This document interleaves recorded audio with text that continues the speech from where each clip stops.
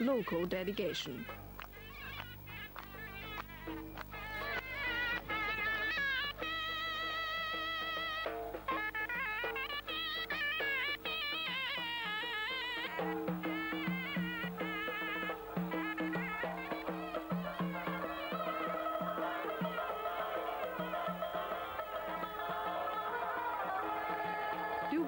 Musical roots are here, where Oriental and Middle Eastern cultures are interwoven, where music and dance are in the blood.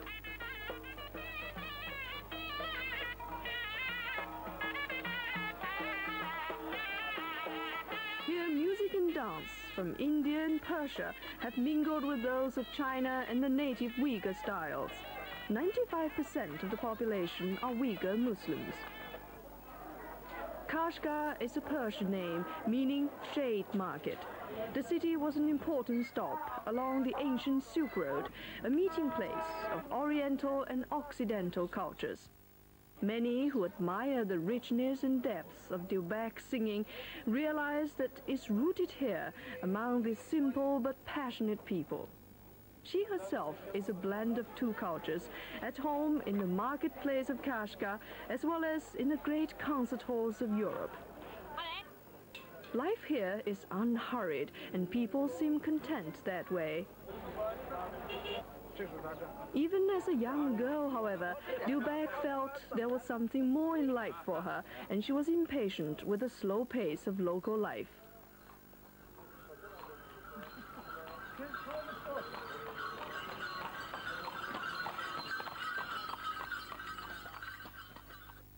Dilbèr's home is typical of this city. Her family are Uyghur and they follow the Muslim customs. The return of their successful daughter calls for a feast with many volunteers to help prepare the traditional dishes. The family barbecued a whole lamb in Dilbèr's honor. The first slice is for her as honored guest.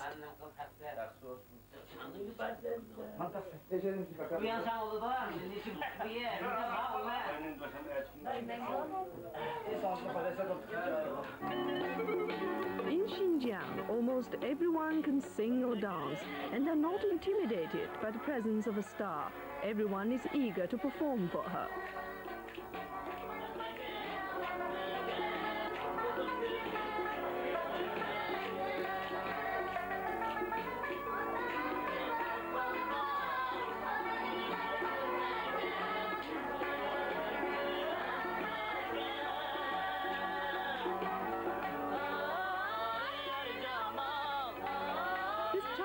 Is her niece, Lu Xiangali. Like most girls of her age, she has been taught to dance in traditional folk style.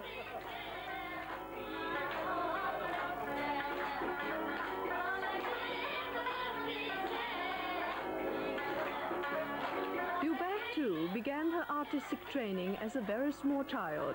The lilting local melodies fascinated her. She learned to play several folk instruments and poured her heart into her singing.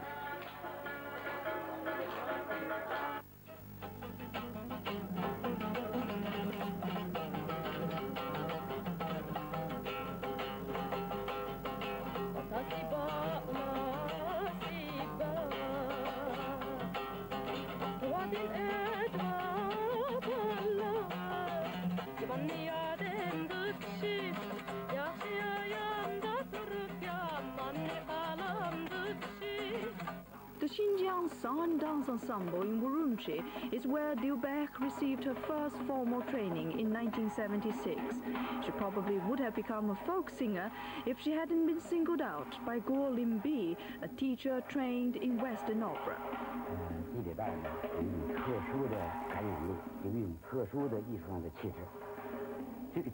Dilbèr has a special appeal as a singer. She's full of enthusiasm. She expresses herself so freely. She has a warm, expressive personality, typical of the Uyghur people. The Uyghurs, you know, are very talented at singing and dancing. Most of the students at the school were from minority ethnic groups. It was national policy to preserve their cultural traditions, so most teachers dare not be too innovative. Guo, however, was confident that the native and Western traditions could enhance one another.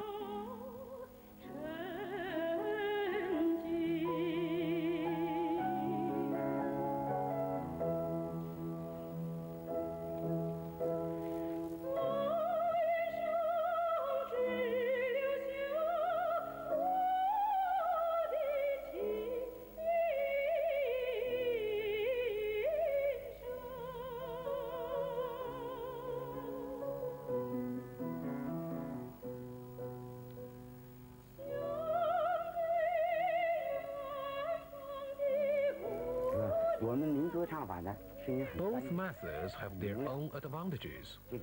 Folk singers have clear and bright voices. Western opera singers have excellent breath control. It's good for the folk singers to learn something from Western opera style. I was a good student. I mean that I was quite young in that time, only 17 years old. But I was really cooperated very well because I trusted my teacher. I believed in him that he wanted to teach me and let me become a good singer. So I do what he asks. The combination of the two singing methods is an entirely new thing. To do it successfully, one has to have a very good artistic sense as well as a good voice. Otherwise, it just doesn't work. I found this artistic sense in Dilbèr. She's very musical. If you're a folk song singer, you are a folk song singer. Bel-canto is bel-canto. But in my case, he wanted to try, so he didn't know. But I really wanted to cooperate, and he asked me, if we fail, what? I said, so what? Then we know this way it doesn't work, then we don't go. But for Dilbèr, the combination worked. She retained the passion of a folk singer and gained the control of an opera star.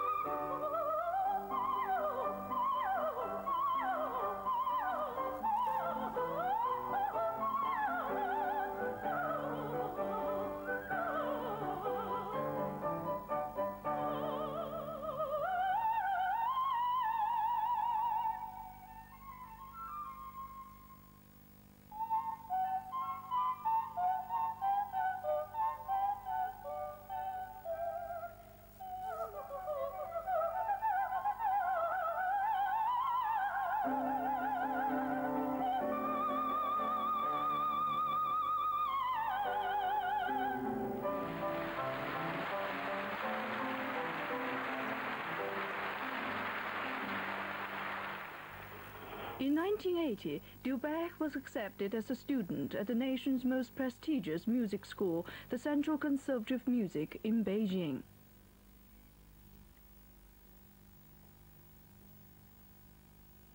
For 7 years, she lived in a dormitory like this while perfecting her musical skills.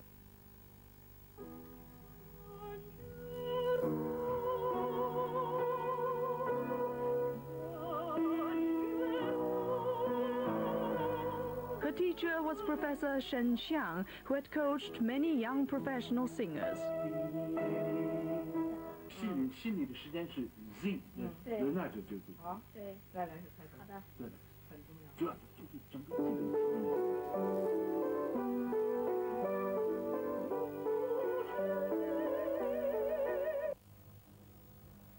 Well, she is kind of a student that will do her homework to the very best she can manage. So she will never cease working when she's not satisfied with herself. In this auditorium, Dilbèr held her graduation concert in 1987. Since that time, her performances have never stopped.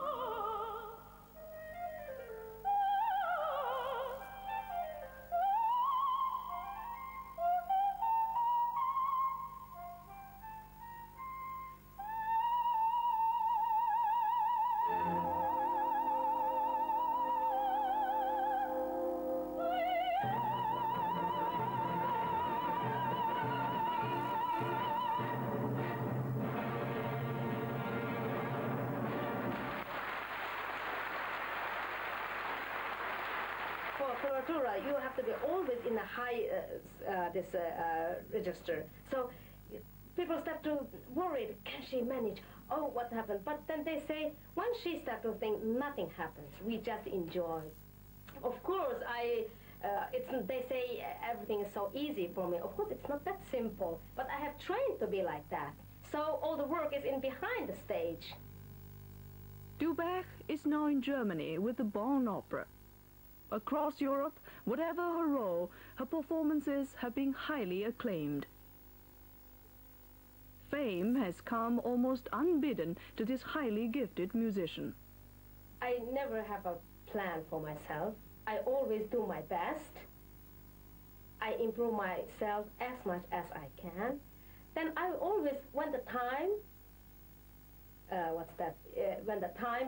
when is the right time, the way is opening.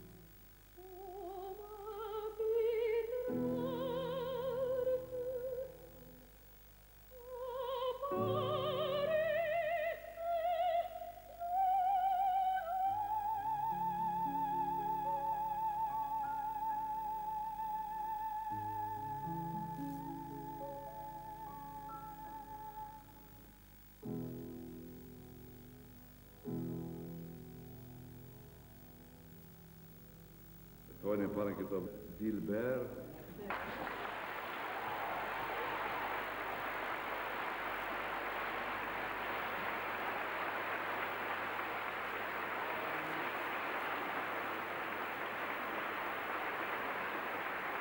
Really, since then, my life is completely changed. How I had no idea what Finland is and where Finland is situated, the country. I mean, I knew every other Scandinavia country, but not Finland. And then I went there, and how I knew I am becoming a Finnish citizen nowadays, you know, that has been a completely very, very big change for me. I was a pure student. I had no idea of what's going on except singing, nothing else. I didn't know anything. But in these years, I have studied to be a woman, and I have tasted all nice things in the life, and I have tasted all the sour, what's it in English? Yes, I mean that I have tasted all kinds of things. And that has been very nice, and that has been very miserable, bring you to the heaven and bring you to the hell. I think I grow up very much, and this has been very, very intensive course for me. And this you can't study it from school. So I have studied this whole thing in Finland.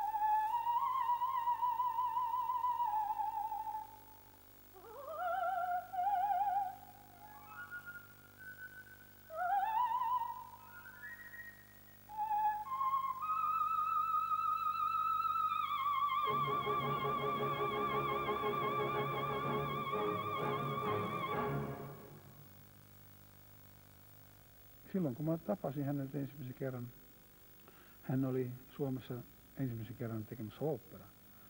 Ja hän pelkäsi, tämä ala oli aika vieras hänellä, ja hän oli Gildona Rigoletossa. Oli tietysti olemassa paikalla myöskin tulkki, joka käänsi kaikki ohjaajan huomautukset ja selitykset. Aina se kyllä oli niin, että kun ohjaaja sanoi pari lausetta, tulkki käänsi sitä 10 minuuttia, mitä sisällä vielä puhuu, me ei ymmärtänyt mitä. Mutta ei siellä paljon parantunut. Ja sitten mä olen sellainen kärsimätön tyyppi. Eddie got so furious. Then I was singing, I should sing to the mother, that the mother is blessing us and so on. So then Eddie jumped to the stage. He said, Dilber, how many mothers you have? You're looking at there and there and there. You have only one mother. Tämä lamppu siellä, se on sun äiti. Katsot sitä lamppua siellä toisella parvekkeella. Sitten tuli ja tuijotti sitä lamppua ja eläytyi niin, että se oli niin kuin hänen äitiä. Mutta hänen ääni soi niin kauniisti, niin valtavan kauniisti, että piti pidättää henkeä. I remember then I was so nervous and I went to home, so-called family. Then maybe I was telling what happened at the opera, and then I think I looked very nervous, afraid, you know. So then they have talked. Oh, next morning, then when I met him, he came. He didn't say anything. He took me to his arm for a very long time. And he said, "I'm your friend. Don't afraid of me. I'm your friend. Don't afraid of me." You know, like I remember all the time like that. Kaunein instrumentti kaikista on kuitenkin ihmisen ääni. Ja kun mä kuuntelin nauhoja Dilberin kotikylästä, sitten mä ymmärsin, että siellä kylässä ei voikaan väärin laulaa. Niin kuin linnutkin siellä, ne laulaa vireissä ja kauniisti. I was born in northwest China, where the Uyghur nation lives. We call that area Xinjiang Uyghur Autonomy. We are 8 million. Where I born, a city called Kashgar, which is the center of Silk Road. Yes. My father used to say, she is a gold. And she used to say to my brothers, because we are 5, I'm the only girl. She say, yes, you all have to remember, she is number 1. Of course, my father, nobody treats, I mean, that it doesn't matter if it's daughter or son, they are equal. But, I mean, that I was like really like a pearl in their hand. But unfortunately, I mean, that I feel a little bit sad. I mean, when they need you, I am never there. Mm-hmm.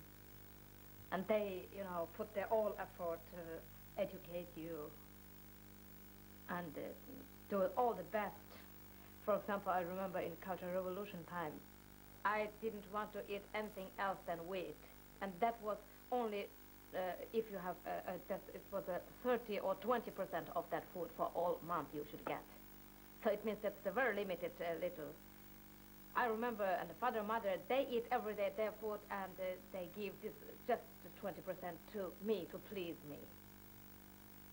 They put all the money, what they earn, to the children.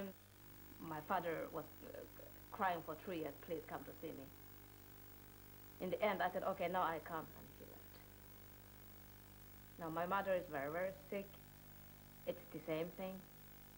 I even don't know if she, well, yeah. Mm. It's the negative side of living your way. Do you miss them? Yes, I think so. Well, sometimes, yes. I feel a little bit guilty. But what can I do? What does your mother think about your career, about your work right now? To be very, very honest, I really don't know. I think, of course, I know they are very proud of me. And I don't, we don't talk, especially me, I don't talk so much about my work and this and that, because what I'm doing is something totally different than what is going on there. She also asked me now, why don't you come to see me, and so on.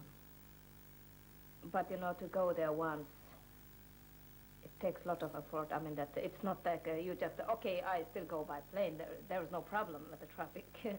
But still, it takes very many days. I mean, that changing plane to plane. And if you go there, you cannot stay only 2 days. And if you stay 5 days, they don't feel enough. And then when I come back, I'm already half dead here.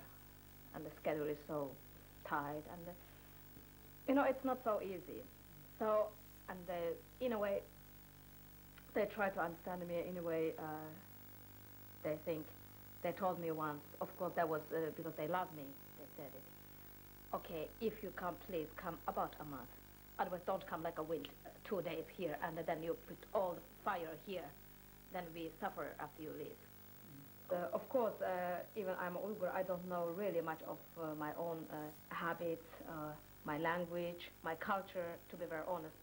Now I start to feel a little bit ashamed, but of course I have not grown up in that circumstances like you sent your children to English school or French school. They were clever enough to send me to Chinese school. That's why I'm here too, because you get more opportunity to get more education and to see more have more way to develop yourself, and so on. So that's why, I mean, that he sent 4 of us. So that's why everybody has been in university, out in Beijing or Xi'an, in other places. So in that case, I am really, really very thankful for my parents. They knew it at that time. Even in a way, I say I'm ashamed that I don't know so much of culture of my own. Yes, I think, but anyway, I have that. Even I cannot explain it. I don't know so much, but in my blood runs all those things.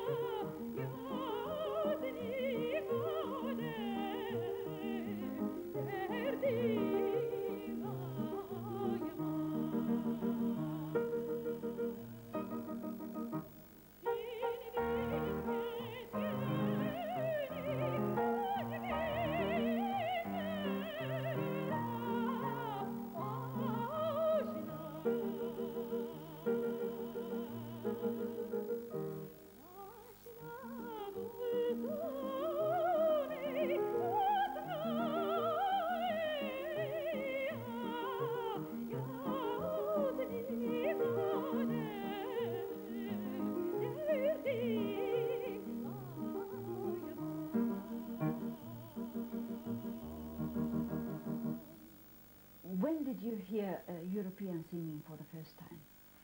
That was, I think, 78, something like that, 78, 79, 78 perhaps, when I got to this ensemble in Parakaupunki. Then there, my teacher, after 1 year, because I was playing an instrument, and I was very much in it, and they said that, you know, we would like you to be a singer. You can play your instrument, but that's a folk instrument, so there's not much more possibility. We try to sing. Is that all right? I said, okay. Then he showed me, listened to me, this Melissa Corius. And I found a very, very funny voice. I mean, that never heard, never. I think it was, and then Anna Mofo.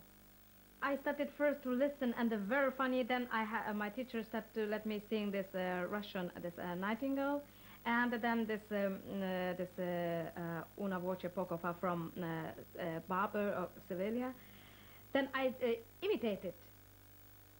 Yes, and it was very, very. I felt very. I mean, this was absolutely, you know, very nothing to do with nothing. Well, to be honest, I didn't want to sing. I mean, that was horrible. If we had one concert, everybody is sleeping. I was sitting in the afternoon, whole afternoon there. I was worried to lose my voice, that I can't sing. Because in that time, I had to sing with 2 techniques. First, I have to sing something in this sermon and bel-canto. And then I had to sing still back to my chest voice to show people I have, because that was not my idea. It was my teachers that we tried to prepare her that she can sing. We are training her towards the bel-canto, and she can still keep her own folk singing, like that. So they wanted to prove. So I had to be all time singing 2 ways. Una voce poco fa, then that was was horrible, and I couldn't, and I had to sing so high. With that kind of chest, when you bring it too high, it's very difficult, you know. When you have no idea, when you're only 18 years old or something like that. So one thing, it was very good that I followed my first teacher very well. Then he brought me to the teacher, Professor Shen, what I have, second one. Then I followed them up till now, yes. So it's very, you don't know. Then when I turned to my Professor Shen, again another, that fight. That we were really fighting. I was crying. It was really, it was not at all pleasant to sing. Every time it's singing Stunde, what's next? What I am, how I am. 2 hours before you are sitting there and how I am. It's horrible. That was not at all alive, really. And in one phrase, I have to break 3 times. Not enough breath like that. But in that time, nobody said that I was talented or something like that. That kind of period, nobody sees. They see you when you're ready.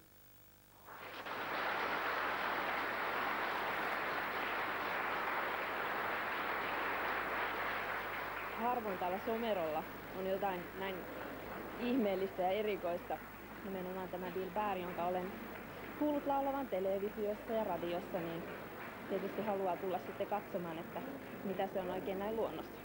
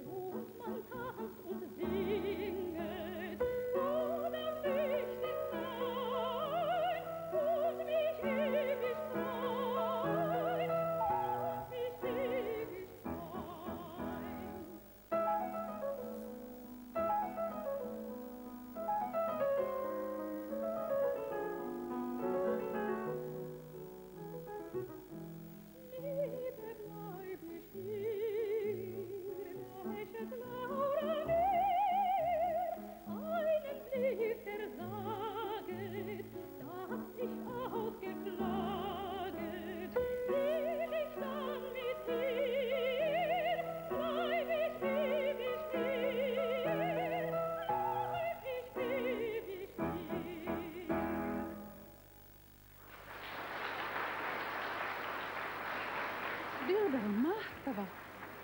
Se on niin käsittämätöntä, että sieltä kurkusta voi tulla loputtomiin. Ihanaa ääntä.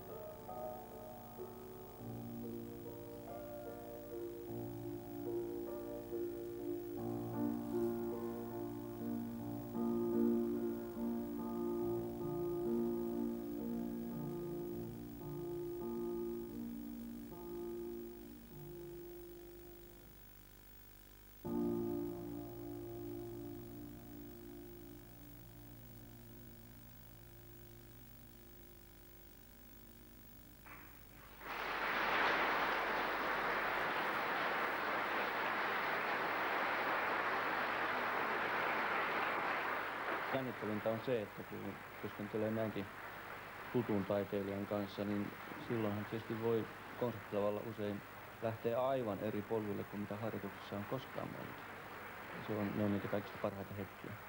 Dilbär hänessä on semmoinen yksi jännä ominaisuus minusta, että hän on äärimmäisen rehellinen. Hän on suorastaan kyvytön teeskentelemään. Ja mä luulen, että sen takia hän hyvin monissa eri maissa on saavuttanut tällaisen vankan fanijoukon. Upea. Melkein itku pääsi. Ei oikein sanomalla saa sanottua, mitä tämä oli, että pienestä ihmisestä niin mahtavat äänivarat ja jotain ihmeellistä. Hän on aivan säteilevä persoona, pieni ihminen ja säteilee semmoista voimakasta valoa ympärilleen koko ajan, että se oli kyllä ihanaa.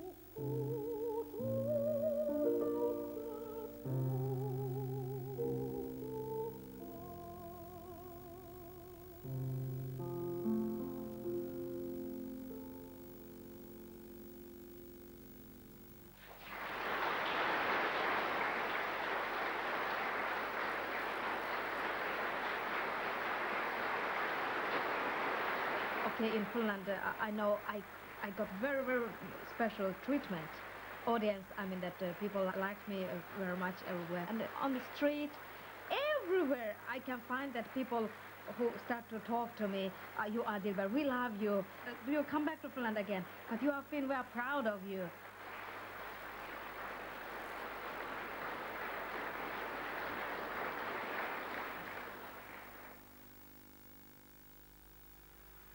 Please tell something about Olympia. Now we are singing Olympia in Hoffman's face.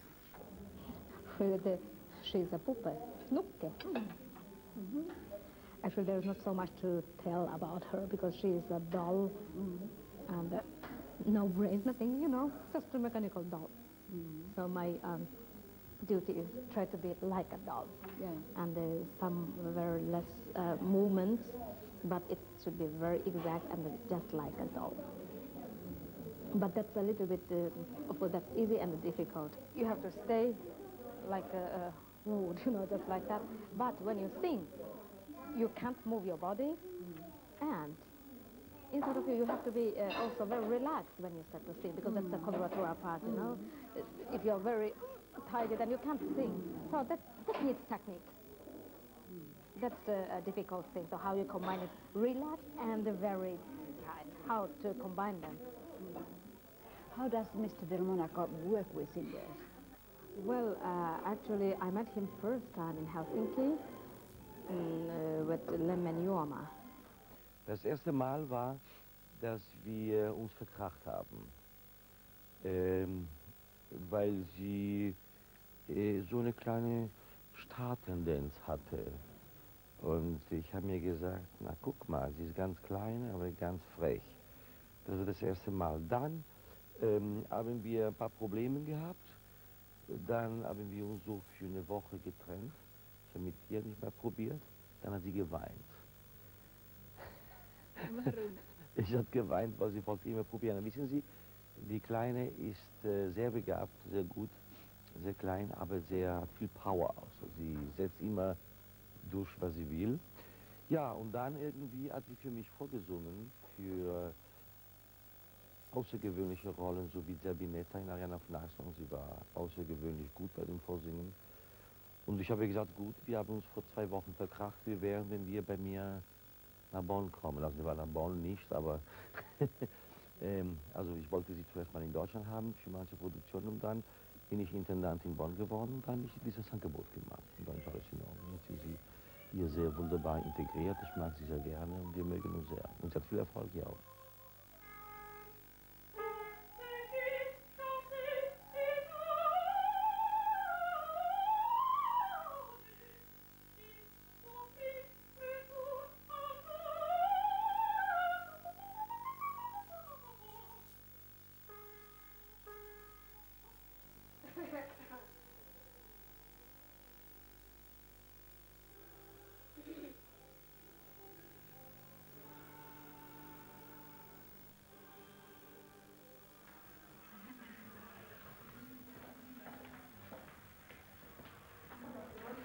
You know, we have many Coloratura sopranos here. This is first time I have had some experience. My colleague comes every day. She has been telling me from last year when I was guesting here, telling me that I am doing the premiere of Olympia. Said a bit, well, then every time when I come, she is already dressed up, staying in the middle of the stage. Okay, then I just go to sit in the audience. Or then every time then I used to take my score with me and I studied something else. Like that. But, you know, I believed always that the best thing is instead of jealousy or fight, go home to study, put yourself in order, do your best. Then, one day, then Mr. Monaco came to the rehearsal. He asked me, have you had a rehearsal? I said, nothing. I said, okay. Then he said, I want to rehearse you. I said, that's fine, nothing is wrong, but you have to know that I have had no rehearsal. Only watching, that's not enough. So then I found myself that I have to sing premiere. Ich habe eine warme Stimme und sie ist eine sehr gute Schauspielerin. Und sie macht jetzt die Puppe in Olympia und bei der Probe war sie hervorragend. Also mein innerer Wunsch ist, dass sie genauso gut ist auch bei der Premiere.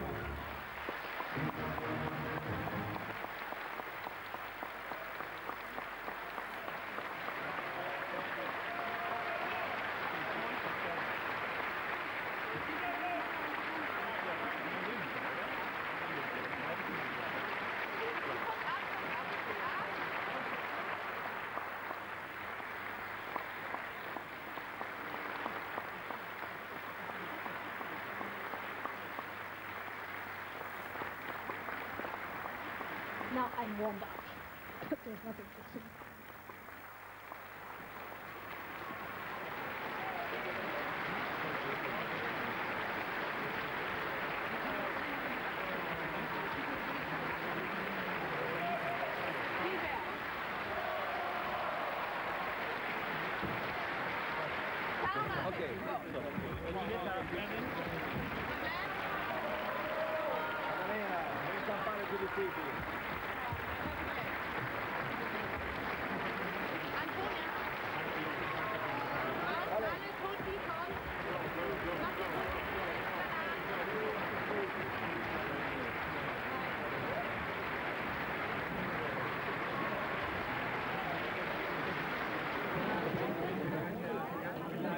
You're like this little doll up there.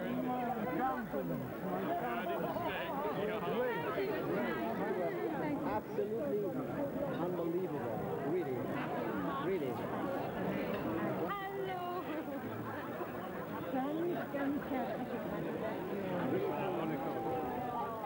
Mä lupasin, että me tullaan. It was wonderful. You were great. You were like a doll.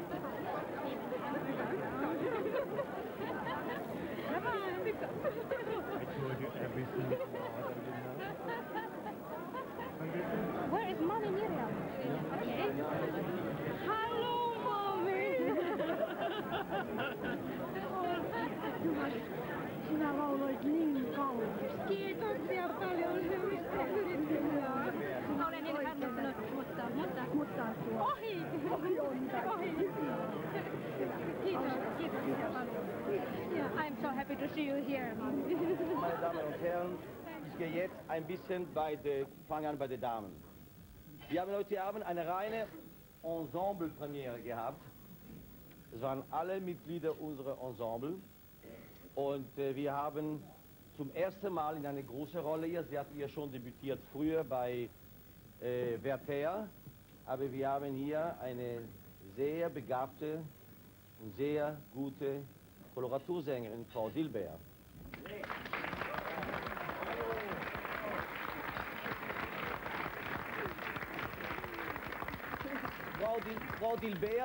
Frau Dilbèr hat eine sehr interessante Nationalität. Sie hat eine trippelte Nationalität. Das bedeutet, sie ist chinesisch, aber aus der türkischen Minderheit in China. Uiguri, richtig? Uyghur. Uyghur, aber sie hat ein finnisches Passport. Sie ist klein, aber sie hat eine Menge Passporte, muss ich sagen. Und sie war hervorragend. Dankeschön.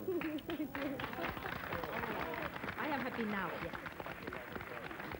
What makes you happy? I think, to be very honest, my singing makes me happy. Because that's almost everything what I have. What do you dream of? Well, I don't dream so much. I don't dream, I try to make myself better.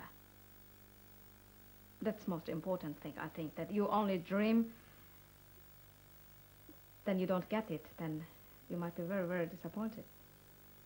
So better less dream, but more work.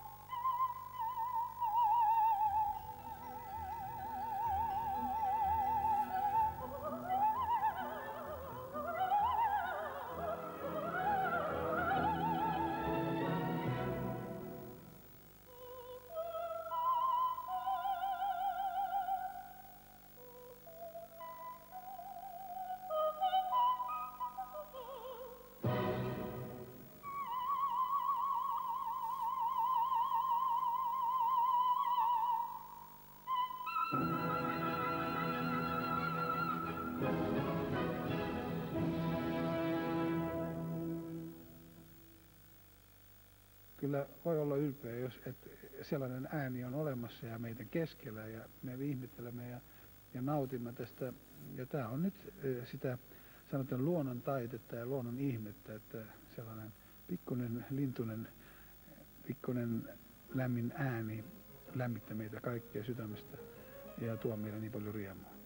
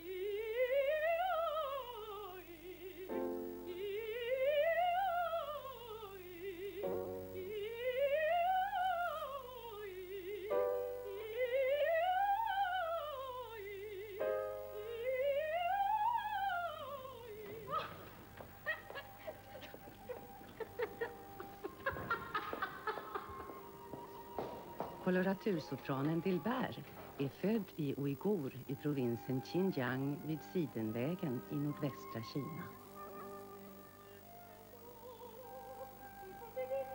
Men hon bor i Malmö.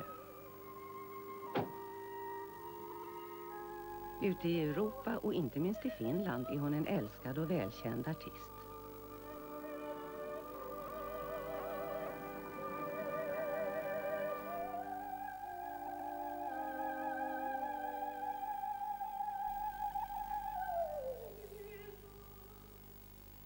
Hemma är man stolt över henne och när hon kommer på besök tas hon emot som en stor celebritet av släktingar och vänner och borgmästaren.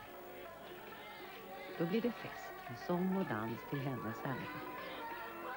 Folkmusiken är en del av vardagslivet här. Snart sagt alla kan sjunga och dansa och spela.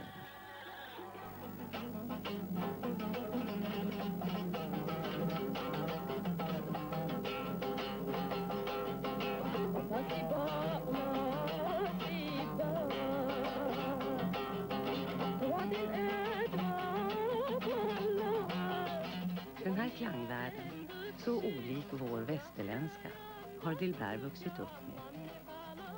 Hon har gjort en lång resa.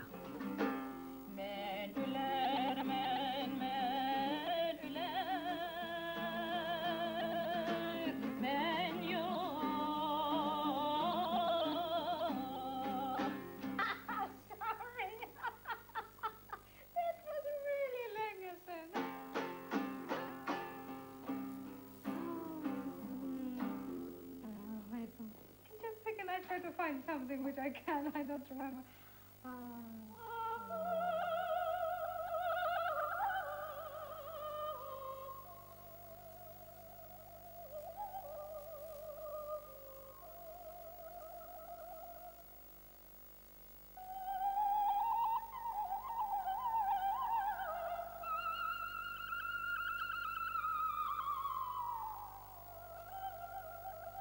Do you remember when you first heard Western music? Yes, it was, I think, 78 or something, yeah, around 78, yeah. How old were you then? Wait a minute, 78, I was 20, or not yet, yeah, because I was born end of the year, so anyway, yeah. Did you feel immediately that you would like to sing in another way? No.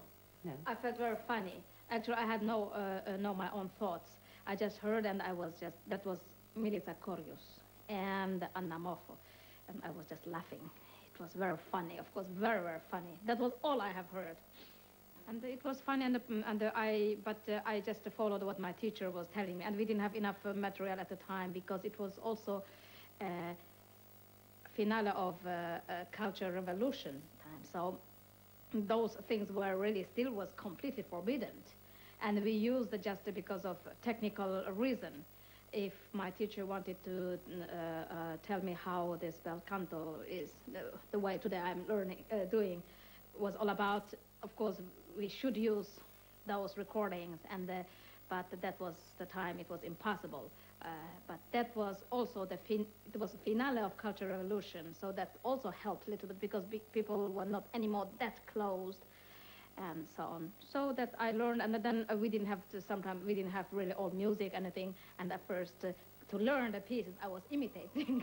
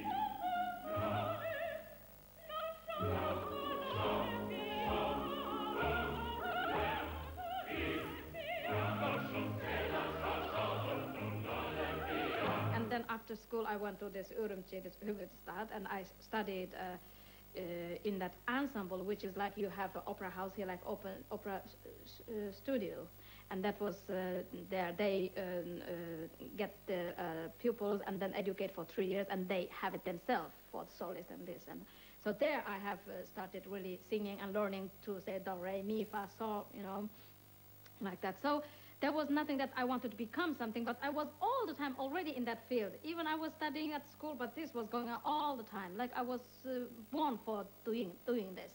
Whatsoever I had to study in university, I had to do everything, do my old degrees, but singing was never stopped, and it was all the way. So I cannot even tell you when was your singing career started. Just I was singing when I was unconsciously till today. I'm all the way. Even I was studying, but I was already a professional singer.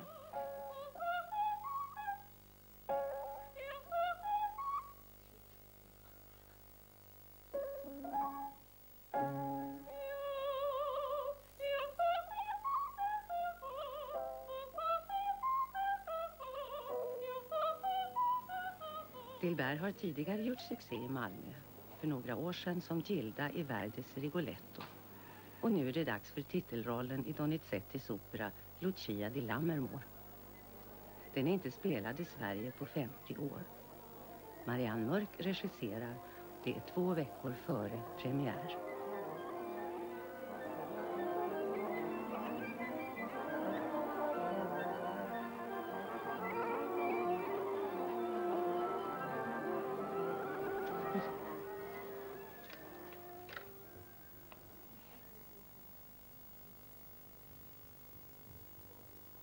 offer, det är frågan om Lucia som är Dilbèr.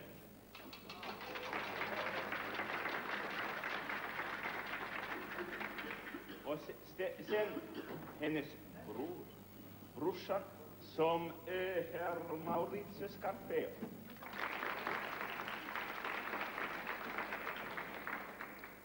Sen är det hennes stora kärlek som är inte här.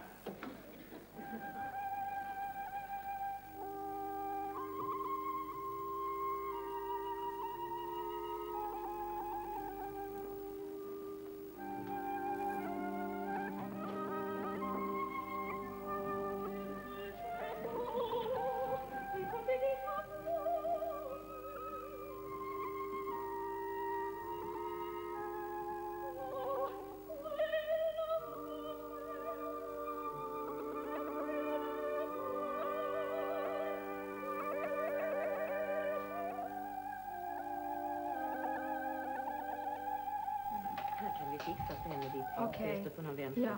Då ordnar vi sen till scenen. Va? Mm. När vi kommer ut.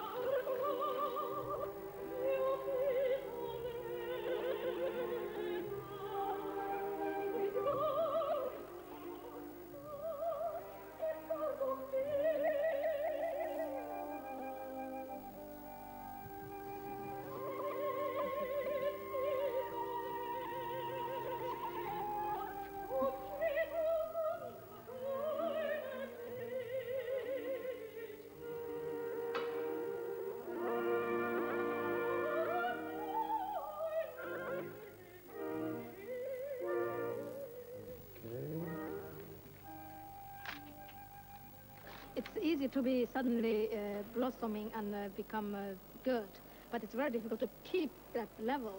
And for that you need work. So in that sense, if you can do that well, that's already a big success. So I think it's not so romantic you think, you know, it's not like that. It's really hard work to even keep the same level. So that is what I have been doing and I am still going to do it.